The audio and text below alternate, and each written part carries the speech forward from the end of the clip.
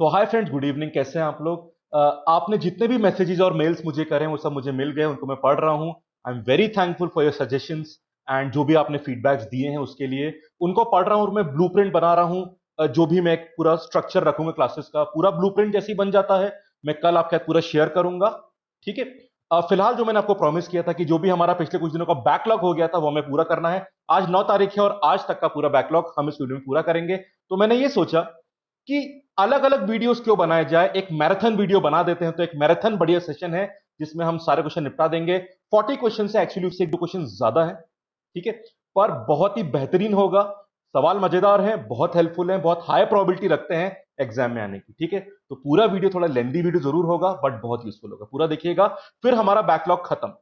और जो भी प्लान करूंगा मैं, डेली जी के वीडियोस 10 सवाल वाले तो पक्का आएंगे, उनको नहीं रोक रहा मैं। ठीक है, सो आज 9 तक का पूरा, कल 10 से सुबह आ जाए करेगा वीडियो। बाकी और क्या होगा मैं बताऊंगा आपको कल। ठीक है, चलिए शुरू करते हैं। 40 क्वेश्चन स्पीड से करेंगे, एक्स्ट्रा पार्ट जो भी बताता चलूंगा मैं आपको। ठीक है, चलो। पहला सवाल, सैक्टेंग वाइल्ड लाइफ सेंचुरी किस कंट्री में लोकेटेड है? Sakteng wildlife sanctuary, and the answer is Bhutan. Map में देखिएगा, भूटान के ईस्टर्न पार्ट में है। अब ध्यान से सुनिएगा, इंडिया और भूटान की बाउंड्री डिमार्केट हो चुकी है, 699 किलोमीटर की है, 2006 में डिमार्केट हो गई थी। But India China, sorry, Bhutan China की डिमार्केटेड नहीं है। तो भूटान इंडिया की तो है पर भूटान चाइना की नहीं है। ठीक है, अब there are no diplomatic relation between Bhutan and China, but फिर भी पिछले कुछ डिकेट्स में लगभग 24 मीटिंग्स हो चुकी है, बाउंड्री सेटलमेंट मीटिंग्स। उसमें मेन बात नॉर्थ भूटान और वेस्ट भूटान की होती है। ये पहली बार ऐसा हुआ है कि चाइना ने सैक्टिंग वाइल्ड लाइफ सेंचुरी एरिया में क्लेम किया है और इसका भूटान ने बहुत प्रोटेस्ट किया है। उन्होंने एक डीमार्क इशू किया है कि यह गलत है। तो इस वाइल्ड लाइफ के एरिया में, मतलब ईस्टर्न भूटान में, चाइना ने क्लेम किया है, टेरिटोरियल क्लेम किया है। तो और भूटान ने उसका प्रोटेस्ट किया है। वैसे ये एरिया हमारे अरुणाचल प्रदेश बाउंड्री के बहुत पास में है। अब इस इशू में डेवलपमेंट क्या होता है हम लोग देखेंगे। अगला सवाल, चीफ साइंटिस्ट कौन है डब्ल्यूएचओ में? And the answer is Soumya Swaminathan. Photo देख लीजिए। काफी डिस्कशन चल रहे थे कि जो वैक्सीन बन रही हैं उसमें ट्रायल ऑप्टिमम कितने समय में हो सकता है। उन्होंने बताया है 6 to 9 months लग जाते हैं किसी भी वैक्सीन के ट्रायल में। तो थोड़ा समय उसमें लगता है ताकि एफिकेसी और सेफ्टी वैक्सीन की देखी जा सके, तो इसलिए न्यूज आई थी। अगला सवाल, शौर्य दृढ़ कर्म निष्ठा, ये किसका मोटो है? एंड द आंसर इज, ये मोटो आईटीबीपी का है, Indo Tibetan border police force, जो कि हमारा तिब्बत या फिर चाइना बॉर्डर को संभालती है, ये पैरामिलिट्री फोर्स। ठीक है, एक और सवाल देखिएगा कि आईटीबीपी के डीजी कौन है? आईटीबीपी के डीजी कौन है, director general? And the answer is mister S S Deswal, Surjeet Singh Deswal. Photo देख लीजिए, हरियाणा कैडर के आईपीएस ऑफिसर हैं। चलिए, question number 5, Indian patent act में जो क्लॉज नंबर 92 है, वेरी इंपॉर्टेंट क्लॉज, वो किसके इशू करने के लिए होता है? It allows the issue of which thing? And the answer is CL, compulsory licence. Actually कई पार्टीज ने ये रिक्वेस्ट करी है सरकार से कि जो रेमडेसिविर होता है, जो एंटीवायरल ड्रग है, जिसको कोविड 19 के ट्रीटमेंट के लिए काफी यूज करा जा रहा है, तो कई पार्टियों ने रिक्वेस्ट करी सरकार से कि वो कंपल्सरी लाइसेंस इशू करे रेमडेसिविर का। उस सीएल से क्या होगा, कई इंडियन कंपनीज उसका जनरल या एक जेनरिक ड्रग बना पाएंगी जो कि काफी सस्ता होगा और उसकी रीच भी अच्छी होगी। ठीक है, तो वैसे फॉरेन कंपनीज, जो भी फार्मा कंपनीज होती है, they hate, they are against the compulsory licensing system, क्योंकि ये एक, it gives a bypass from the patent law, कि इससे परमिशन मिलेगी कि कई और मैन्युफैक्चरर इंडिया में उस दवाई को जेनरिक फॉर्म में बना पाएंगे, काफी कम कीमत पर बेच पाएंगे। तो कई कंपनीज को, जो फॉरेन कंपनीज होती है फार्मा वाली, जो पूरी इस पर आरएनडी करती है, उनको ये पसंद नहीं आता। ऐसी रिक्वेस्ट करी जा रही है कि रेमडेसिविर को भी सीएल इशू करना चाहिए। देखते हैं क्या होता है। आगे बढ़ते हैं। क्वेश्चन नंबर 6, एक बहुत फेमस अमेरिकन सिंगर, एक बहुत फेमस रैपर है, उन्होंने अनाउंस किया है अपनी बिड, अभी जो इलेक्शन होने वाले हैं यूएस के प्रेसिडेंशियल इलेक्शन, नाम बताना है आपको। And the answer is Kanye West. Photo देख लीजिए। अब ये सीरियस है, इन्होंने पहले भी ऐसे बातें करी हैं, सीरियस है या नहीं मुझे नहीं पता, बट फिलहाल तो रिपब्लिकन की तरफ से जो बिडेन लड़ेंगे, नहीं, डोनाल्ड ट्रंप लड़ेंगे, और डेमोक्रेट की तरफ से जो बिडेन लड़ेंगे। ठीक है, ये भी बोल रहे हैं कि पार्टिसिपेट करेंगे। क्या डेवलपमेंट होता है देखना पड़ेगा। मैंने इनके बहुत गाने नहीं सुने हैं, शायद आप लोगों ने सुने होंगे, but he is a famous singer. Question number 7, Jehan Daruvala Indian sports person है, किस स्पोर्ट्स से रिलेटेड है? सवाल ऐसे बहुत आते हैं स्पोर्ट्स फील्ड के। आंसर है कार रेसिंग। फॉर्मूला 2 रेसिंग के ये रेसर है, ठीक है, इंडिया की तरफ से। फोटो आप देख सकते हैं, Jehan Daruvala. Question number 8, Austrian Grand Prix जो है फॉर्मूला 1 रेसिंग, उसे भाई अब कोविड 19 के बाद स्पोर्ट्स रिज्यूम हो गया है, उसमें ग्रैंड प्री जो रेसिंग होती है ऑस्ट्रिया में हुई थी। कौन जीता? आंसर है वॉल्टरी बोटास, फिनलैंड के प्लेयर है और मर्सिडीज के लिए गाड़ी चलाते हैं। फोटो देख लीजिए, he has one the Austrian Grand pre, ठीक है, फिनलैंड के फिनिश प्लेयर है। क्वेश्चन नंबर 9, एक स्टेट गवर्नमेंट ने एक बढ़िया ऐप लॉन्च करी है जॉब्स के लिए, महा जॉब्स के नाम से। महा जॉब्स पोर्टल, कौन सी state government? Maharashtra is the answer, Maharashtra is the answer, ठीक है। क्वेश्चन नंबर 10, आप जानते हैं कि विशाखापट्टनम में एलजी पॉलीमर्स कंपनी में एक अनफॉर्चुनेट गैस लीक इंसिडेंट हुआ था। वो कौन सी गैस लीक हुई थी आपको बताना है, and the answer is styrene. नाम सुना होगा, काफी अपने न्यूज में चल रहा है। स्टाइरीन नाम ध्यान रखना इंपॉर्टेंट है, केमिस्ट्री के सवाल भी इसको मान सकते हैं। क्वेश्चन नंबर 11, काफी बाउंड्री टॉक्स चल रही हैं इंडिया और चाइना के बीच में, उसमें दोनों सरकारों के बीच में कौन बातें कर रहा है, जो स्पेशल रिप्रेजेंटेटिव कौन है दोनों देशों का? उसके रिजल्ट भी दिख रहे हैं कि अब डिसएंगेजमेंट हो रहा है, फोर्सेस पीछे जा रही हैं। आंसर देख लो, इंडिया की तरफ से अजीत डोवाल और चाइना की तरफ से वैंग यी। अजीत डोवाल हमारे एनएसए है, नेशनल सिक्योरिटी एडवाइजर, और वैंग यी फॉरेन मिनिस्टर है चाइना के। ये फोटो अभी की नहीं है, 2018 की है, अभी भी पर इन लोगों ने बात करी थी, ठीक। और इन्हीं की बात करने से भी काफी अच्छे डेवलपमेंट बॉर्डर पे हो रहे हैं कि अब डिसएंगेजमेंट हो रहा है, टेंशन कम हो रहा है, ठीक है। ये फोटो पर 2 साल पहले की है। चलिए क्वेश्चन नंबर 12, इलेक्शन कमीशन ने पोस्टल बैलेट फैसिलिटी एक्सटेंड करी है। पहले किसे मिलती थी वो सुन लीजिए, वो गवर्नमेंट सर्वेंट्स जो अब्रॉड में पोस्टेड हैं और आर्म्ड फोर्सेस के मेंबर को अब एक्सटेंड करा गया है। 65 ईयर्स से ज्यादा उम्र के लोगों को यह फैसिलिटी मिलेगी पोस्टल बैलेट की, या फिर ऐसे लोग जो कोविड 19 से सफर कर रहे हैं। ऑल दो कई पॉलिटिकल पार्टीज ने, जैसे सीपीआई और तृणमूल, इन्होंने इस डिसीजन को प्रोटेस्ट किया है। उनको ऐसा लगता है कि इस डिसीजन का मिसयूज या मैनिपुलेशन हो सकता है। चलिए question number 13, zardozi, art and culture का सवाल है, क्या होता है जरदोसी? ये एक तरह की एम्ब्रॉयडरी होती है, फोटो देखिए, ठीक है। बहुत सारे शहरों में होता है। द हिंदू में एक बढ़िया आर्टिकल आता है जहां पे भोपाल में जो भी जरदोसी के लोग रहते हैं जो एम्ब्रॉयडरी करते हैं, वो बोल रहे हैं कि काफी नुकसान हुआ है लॉकडाउन की वजह से, कोविड 19 की वजह से मार्केट काफी कम हो, जो ग्लोबल एक प्रॉब्लम आ रही है। तो उन्होंने बोला है कि उन्हें काफी परेशानी हो रही है। लेट अस होप कि इतनी बढ़िया आर्ट फॉर्म जल्दी रिकवर करे, ठीक है। पर ध्यान रखना, जरदोजी ना। चलिए क्वेश्चन नंबर 14, हांगकांग चाइना को हैंडओवर करा गया था 1997। किसने हैंडओवर किया था? Answer is UK. एक इशू चल रहा है, नई सिक्योरिटी लॉ आई है, तो ब्रिटेन अब ये बोल रहा है कि वो सिक्योरिटी लॉ जो आई है, इससे चाइना ने 1984 में जो ज्वाइंट डिक्लेरेशन हुआ था उसे तोड़ा है, जिसके अकॉर्डिंग 13 साल बाद, मतलब कि 1997 में यूके ने हांगकांग को हैंडओवर करा था चाइना को। पर अब ब्रिटेन ये बोल रहा है कि नहीं, आपने जो नई सिक्योरिटी लॉ बनाई है ना, इससे आप इस 1984 डिक्लेरेशन के पैक्ट को तोड़ते हैं, उसे अफेक्ट करते हैं। इस बात का चाइना ने भी काफी काउंटर अपोज किया है। तो एक टसल चल रहा है यूके और चाइना के बीच में। डेवलपमेंट आगे क्या होता है हम लोग देखते हैं। हैंडओवर 1997 में हुआ, ठीक है।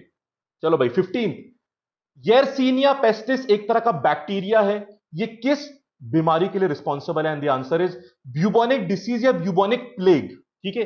सुनिएगा ध्यान से, बैक्टीरिया का नाम तो आप क्वेश्चन में देख सकते हैं। एक फ्ली नाम का कीड़ा होता है, उसके बाइट करने से ब्यूबोनिक प्लेग होता है। इसका इलाज है, देयर इज ट्रीटमेंट, पर अगर ट्रीटमेंट नहीं करा गया तो यह खतरनाक साबित हो सकता है। नॉर्थ चाइना के इनर मंगोलिया एरिया में एक केस मिला है इसका, ठीक है। तो इसलिए एक खबर सामने आई है। इलाज तो है, बट किसी भी तरह से ये खतरनाक रूप ना ले ले, वो हमको थोड़ा देखना पड़ेगा। बट फिलहाल तो एक ही केस के यहां पे बात हो रही है, Mongolia, inner Mongolia region, northern China में। फ्ली का नाम ध्यान रखना, एक कीड़ा होता है। बैक्टीरिया का नाम क्वेश्चन में देख सकते हो। क्वेश्चन नंबर 16, बॉम्बार्डियर कंपनी किस चीज क्या बनाती है? आपने पक्का, अगर आप कहीं ट्रैवल करे हो ना उस चीज में जो जिसकी हम बात कर रहे हैं, बॉम्बार्डियर कंपनी क्या बनाती है? आंसर है मेट्रो कार्स। मुझे याद है, मैं दिल्ली मेट्रो में जब ट्रैवल करता था, उसमें जो गेट वगैरह के पास नाम लिखा रहता है बॉम्बार्डियर कंपनी, ठीक है। खबर यह है, आगरा और कानपुर, इन दोनों की मेट्रो कार्स के लिए बॉम्बार्डियर कंपनी को कॉन्ट्रैक्ट दिया गया है यूपी सरकार के द्वारा। 201 मेट्रो कार्स बना के बॉम्बार्डियर कंपनी को देना है, आगरा और कानपुर मेट्रो के लिए, ठीक है। चलो question number 17, glow and lovely ये जो ट्रेडमार्क है, ये किस कंपनी ने फाइल किया है रजिस्ट्रेशन के लिए? ये नाम, और आंसर है इमामी। एक बहुत इंटरेस्टिंग केस चल रहा है दो बड़ी कंपनीज के बीच में। फेयर एंड लवली, HUL मतलब यूनिलीवर कंपनी का ब्रांड था, ठीक है।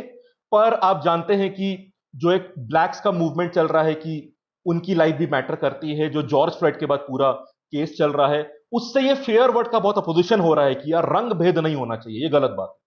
इसीलिए कंपनी ने ड्रॉप करा है नाम। अब चक्कर ये हुआ कि रीब्रांडिंग करी HUL ने। उन्होंने फेयर एंड लवली को, जो ब्लैक लाइफ मैटर वाला पूरा मूवमेंट है, उन्होंने फेयर एंड लवली को ग्लो एंड लवली बना के रीब्रांड किया। पर तब पता चला कि ग्लो एंड लवली जो नाम है, इसका रजिस्ट्रेशन तो इमामी कंपनी पहले ही कर चुकी है।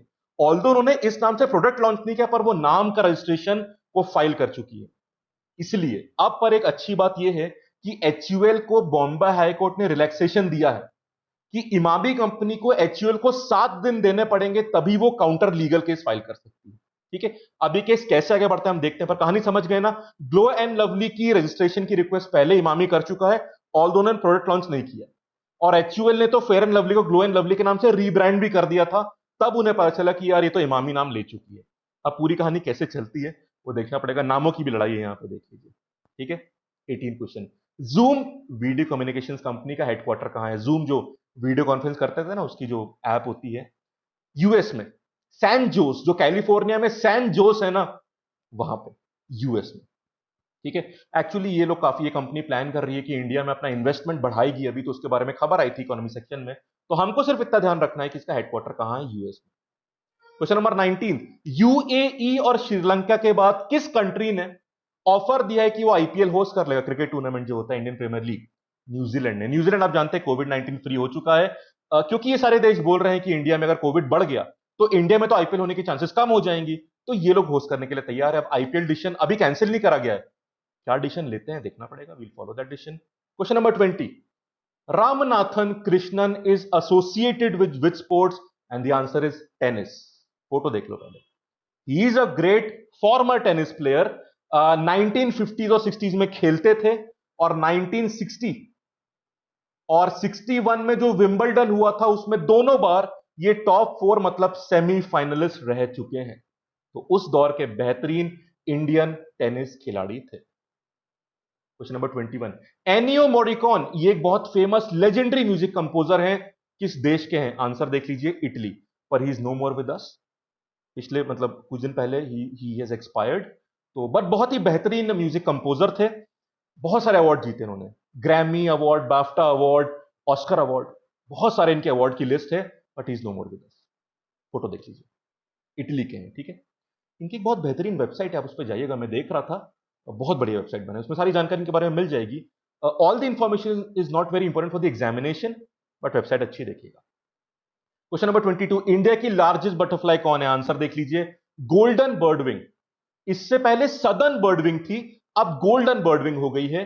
सदर्न बर्डविंग का जो विंग का पंख जो होते हैं उसका स्पैन था 190 mm था, गोल्डन बर्डविंग का 194 mm है। तो अब ये हो गई है, फीमेल की बात हो रही है, मेल का विंग स्पैन कम होता है। गोल्डन बर्डविंग का फोटो देख लीजिए, द हिंदू न्यूज़पेपर से photo, very beautiful butterfly actually.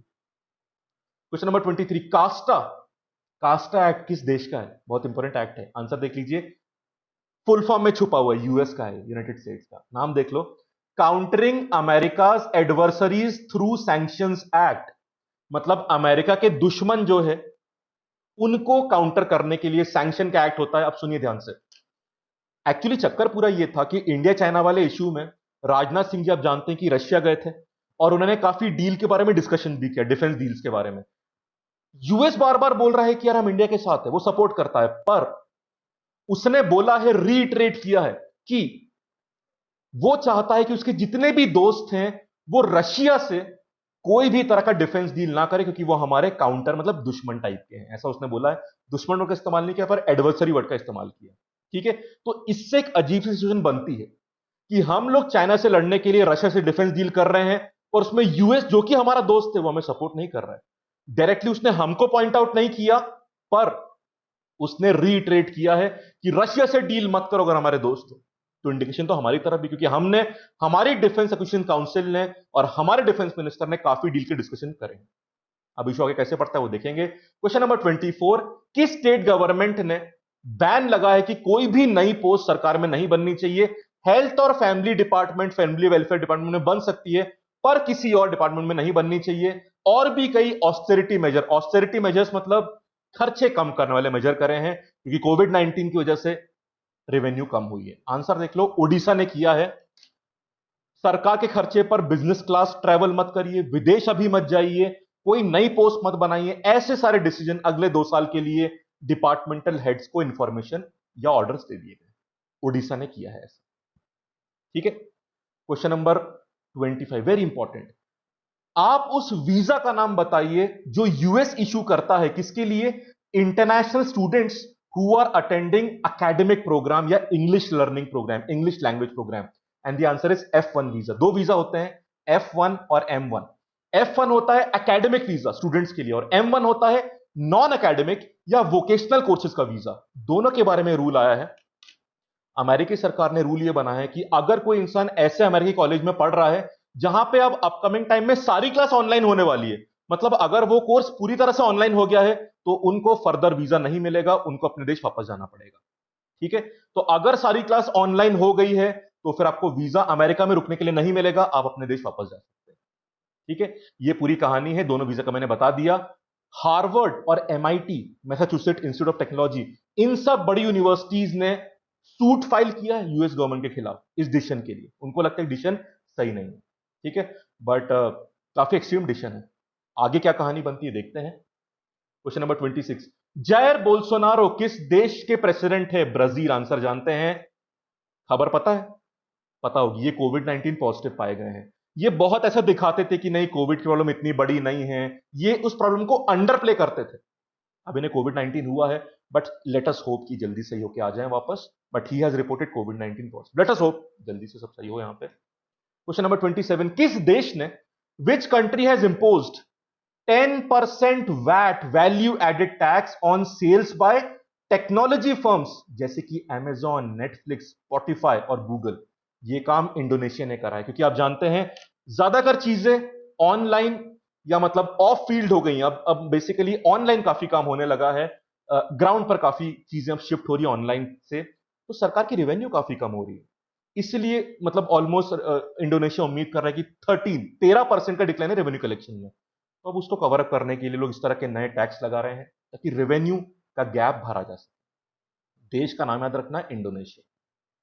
Question number 28, AIIB, Asian infrastructure investment bank ने अपना पहला लोन दिया है इंडिया में, मतलब इंडिया में लोन देता रहता है, पर इंडिया में NBFC को पहला लोन दिया है, नॉन बैंकिंग फाइनेंशियल कंपनी को। AIIB जो कि बीजिंग बेस्ड बैंक है, उसने पहला लोन दिया। तो वैसे बहुत लोन देते रहते हैं सरकारों को भी, पर NBFC को पहला लोन दिया। ठीक है, तो गवर्नमेंट कंपनीज और सरकार को तो पहले दिए हैं, पर NBFC को पहला लोन किसको दिया है? L&T infrastructure finance company limited. ठीक है, $100 मिलियन का लोन है, जिसका आधा मतलब कुछ पार्ट पहला इंस्टॉलमेंट इसका आ चुका, जो फर्स्ट ट्रांच बोलते हैं, टोटल $100 मिलियन का। ठीक है, इसका इस्तेमाल कहां करने वाला है? L&T इंफ्रास्ट्रक्चर फाइनेंस कंपनी, इसको दिया गया है। यह कंपनी इसका इस्तेमाल करेगी जो सोलर और विंड पावर प्रोजेक्ट है उनको बनाने में। कंपनी का नाम याद कर लो, बाकी और कुछ जरूरत नहीं है। क्वेश्चन नंबर 29, फेस मास्क और सैनिटाइजर, हैंड सैनिटाइजर जो होते हैं, क्या वो असेंशियल कमोडिटी में आते हैं इंडिया में? ये सवाल है। असेंशियल कमोडिटी 1995 के एक्ट में? आंसर है नो।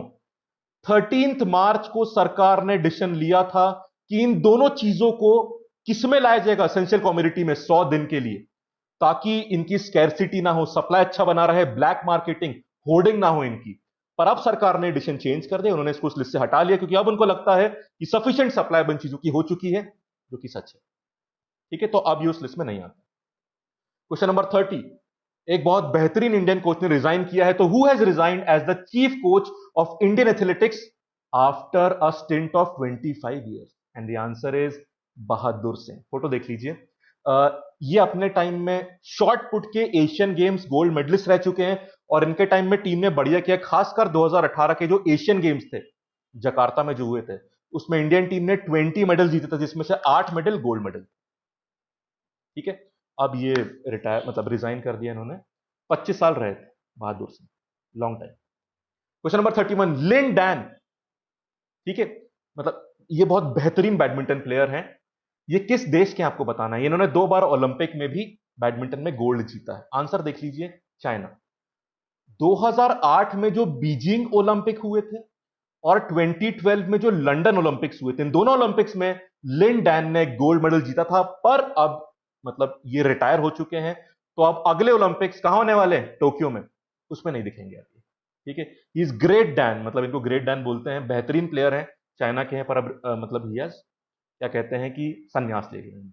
फोटो देख लीजिए, ठीक है। क्वेश्चन नंबर 32, यूएस ने किस इंटरनेशनल ऑर्गेनाइजेशन से फॉर्मली विड्रॉ करने का प्रोसेस चालू कर दिया है। आंसर आप जानते हैं, खबरों में बहुत चल रहा है, WHO, World Health Organization, Geneva based organization है ये।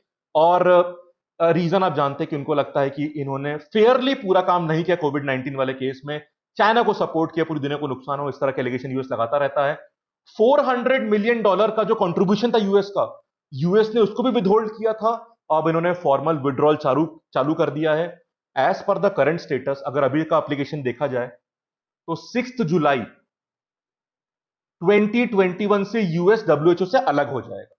अब कोई डिसीजन चेंज करा जाता है तो अलग बात है। वैसे जो डेमोक्रेट के कैंडिडेट है जो डोनाल्ड ट्रंप के अगेंस्ट लड़ेंगे, जो बिडेन, उन्होंने बोला है कि अगर वो प्रेसिडेंट बन गए तो वो डब्ल्यूएचओ से नहीं हटेंगे। ये सब अब खैर पॉलिटिकल काम चलता रहता है, बट यूएस ने फॉर्मली ये प्रोसेस शुरू कर दिया है, ठीक है। क्वेश्चन नंबर 33, किस स्टेट गवर्नमेंट ने रिसेंटली बैन लगाया है ऑनलाइन क्लास कंडक्ट करने के लिए by schools, and the answer is Karnataka, ठीक है। कर्नाटका सरकार ने बोला था कि जब तक उनकी कमिटीज फाइनल रिपोर्ट ना दे दे ऑनलाइन क्लासेस के बारे में कि वो कैसी रहती हैं, पूरी रिपोर्ट, एग्जॉस्टिव रिपोर्ट, तब तक स्कूल ऑनलाइन क्लास कंडक्ट नहीं कर सकते। पर इस ऑर्डर को, इस बैन को कर्नाटका की हाई कोर्ट ने स्टे लगा दिया है कि नहीं, सरकार ऐसा बैन नहीं लगा सकती। दिस इज अ डेंट और it is against article 21, right to life and personal liberty, and article 21A, right to education, उसके खिलाफ है। तो सरकार के इस डिसीजन पे अभी स्टे लगा हुआ है, कर्नाटका हाईकोर्ट ने लगाया है। पर हाईकोर्ट ने यह भी बोला, इसका मतलब यह नहीं कि स्कूल वाले ऑनलाइन क्लास को कंपलसरी बना सकते, उनके ऑर्डर का यह मतलब नहीं। तो अब ये कहानी कैसे आगे बढ़ती है वो देखना पड़ेगा। पर एक इंटरेस्टिंग बात मुझे लगी यहां पे कि ऑनलाइन क्लास में भी थोड़ा रिसर्च जरूरी है यार, कि उसके रिजल्ट्स कैसे आ रहे हैं। That is the only way out यार, ठीक है। अभी तो स्कूल खुल नहीं सकते, पर अगर कुछ कमेटी रिपोर्ट दे तो उसमें कोई बुराई नहीं है मेरे हिसाब से। देखते हैं डेवलपमेंट क्या होता है आगे। क्वेश्चन नंबर 34, बस 5-6 सवाल और। Which hospital has started a tele consultation guidance for state doctors on कोविड-19 क्लिनिकल मैनेजमेंट, और यह काम कर रहा है एम्स दिल्ली। एम्स दिल्ली, लगभग ये काम शुरू हो चुका है, पहला सेशन लगभग 10 हॉस्पिटल के साथ शुरू हो चुका है, उन सबको यहां पे गाइडेंस दी गई, गाइड करा गया, काफी मतलब एक बड़े सेशन यहां पे हुआ। एम्स दिल्ली करवा रहा है ये, ठीक है। क्वेश्चन नंबर 35, ये बहुत बढ़िया क्वेश्चन है। फिफ्थ एंड सिक्स्थ फ्रीडम, ये टर्म किस फील्ड के हैं, ध्यान से सुनिएगा, ये एविएशन के टर्म्स। अब सुनिए, जब कोई फ्लाइट पहली जगह से दूसरी जगह जाने के लिए उड़ती है तो उसे बोलते हैं फर्स्ट फ्रीडम या फर्स्ट लेवल ऑफ फ्रीडम। जब वो दूसरी जगह लैंड कर जाती है तो उसको बोलते हैं सेकंड फ्रीडम।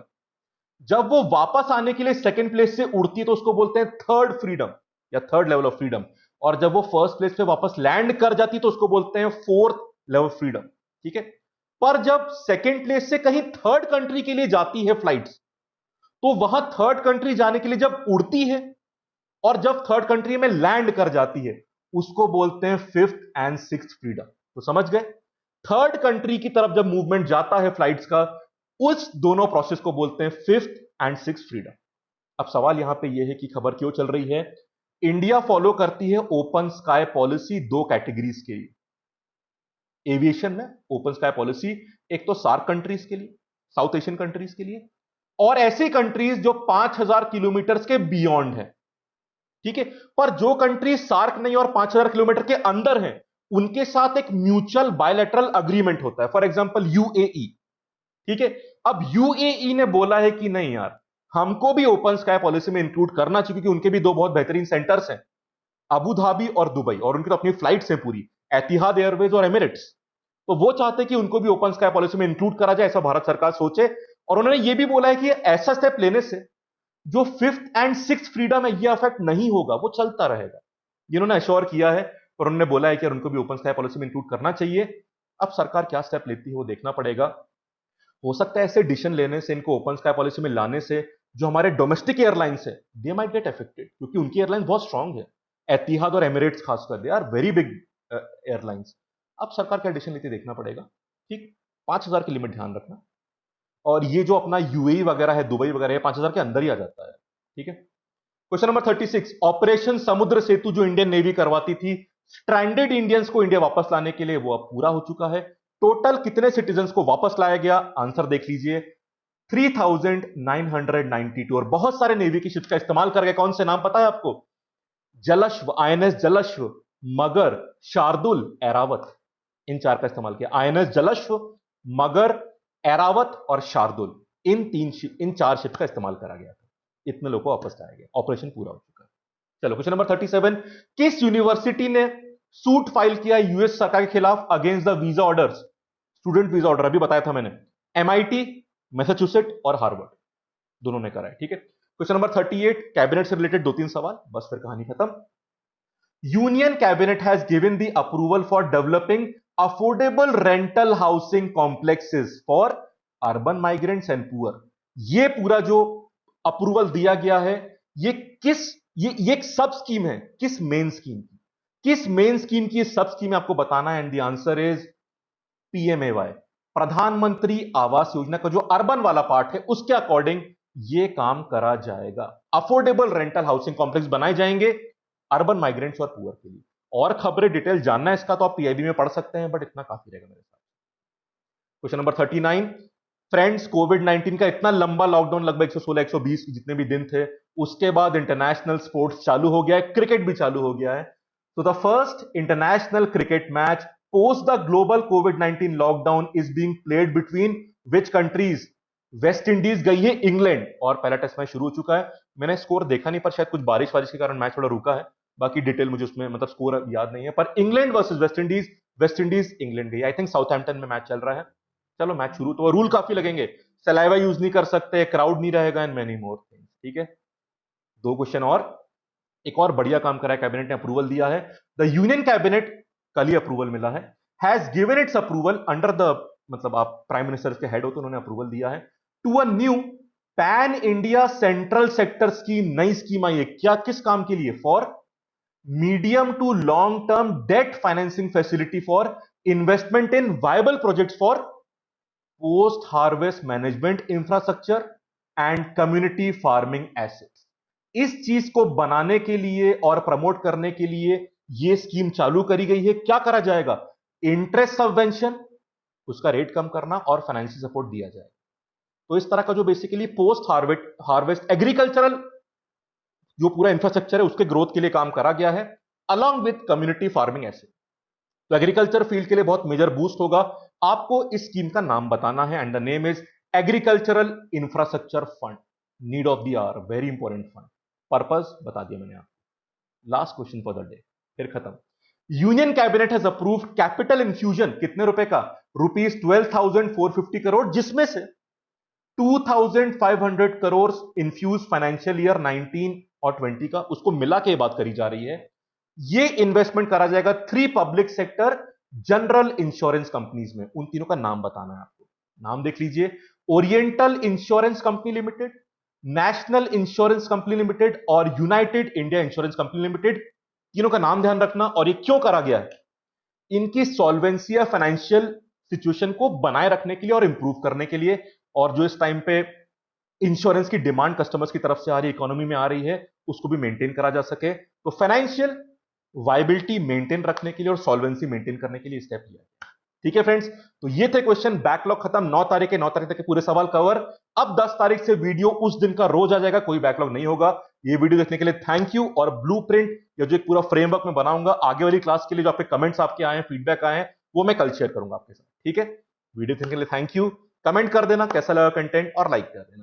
ठीक है, और चैनल सब्सक्राइब नहीं किया तो कर देना। कल मुलाकात होगी आपसे। Thank you, have a good day.